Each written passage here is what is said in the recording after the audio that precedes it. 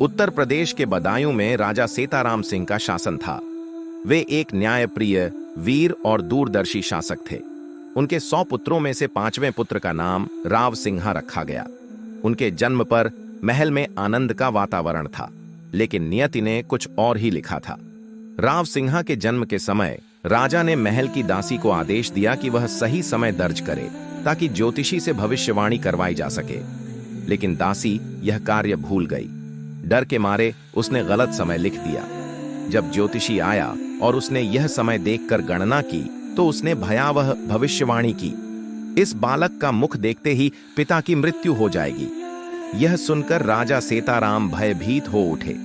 पुत्र मोह और भविष्यवाणी के द्वंद्व में फंसे राजा ने हृदय विदारक निर्णय लिया। उन्होंने झल्लाद को बुलाकर आदेश दिया कि इस नवजात को जंगल में ले जाकर मार दिया जाए।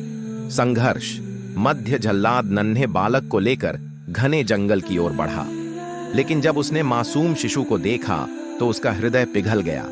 वह जानता था कि राजा का आदेश टालना राजद्रोह था, लेकिन निर्दोष शिशु की हत्या करना भी पाप था।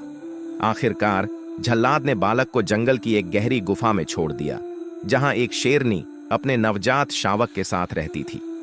जैसे ही शेरनी ने बालक को देखा, उसने उसे सूंघा और अपने ही बच्चे की तरह उसे पालना शुरू कर दिया। समय बीतता गया और बालक जंगल में बड़ा होने लगा। वह शेरों की तरह चाल ढाल, शिकार और गर्जना करने लगा। उसके शरीर पर घने बाल उग आए और वह जंगल का अभिन्न अंग बन गया। अब वह शेरों के बीच रहता था। अचानक उन्होंने देखा कि 5 शेर आपस में लड़ रहे थे, लेकिन उनमें से एक अद्भुत मानव शेर भी था। वह अकेला 4 शेरों पर भारी पड़ रहा था। यह देखकर ब्राह्मणों के रोंगटे खड़े हो गए। वे भयभीत होकर राजा सेताराम सिंह के दरबार में पहुंचे और पूरी घटना सुनाई। पहले तो राजा को विश्वास नहीं हुआ, लेकिन तभी दरबार में उपस्थित झल्लाद खड़ा हुआ और कहा, यदि आप मुझे क्षमा करें तो मैं एक सत्य उजागर कर सकता हूं। राजा ने उसे क्षमा का वचन दिया और झल्लाद ने वह सच्चाई बता दी, जिसे सुनकर राजा के पांव तले जमीन खिसक गई। वे पछतावे से भर उठे और अपने पुत्र को वापस लाने के लिए सैन्य टुकड़ी भेजी। लेकिन अब राव सिंहा केवल एक मनुष्य नहीं, बल्कि जंगल का राजा बन चुका था। उसे पकड़ना आसान नहीं था। पराक्रम और निर्णायक मोढ़ राजा की सेना जंगल में पहुंची, लेकिन जैसे ही उन्होंने राव सिंहा को पकड़ने की कोशिश की, वह शेरों की तरह लड़ा, परंतु संख्या बल के कारण अंततः उसे पकड़ लिया गया और दरबार में लाया गया। राजा ने अपने पुत्र को देखकर रोते हुए गले लगा लिया और अपनी गलती के लिए क्षमा मांगी। लेकिन राव सिंहा अब एक जंगली योद्धा बन चुका था।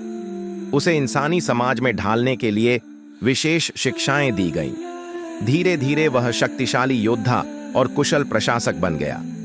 इसी समय पालीवाल ब्राह्मणों को लुटेरों और डाकुओं के आतंक से मुक्ति चाहिए थी। उन्होंने राजा से एक वीर योद्धा राजा मांगा। राजा सेताराम ने अपने 100 पुत्रों में से किसी एक को चुनने का अधिकार उन्हें दिया।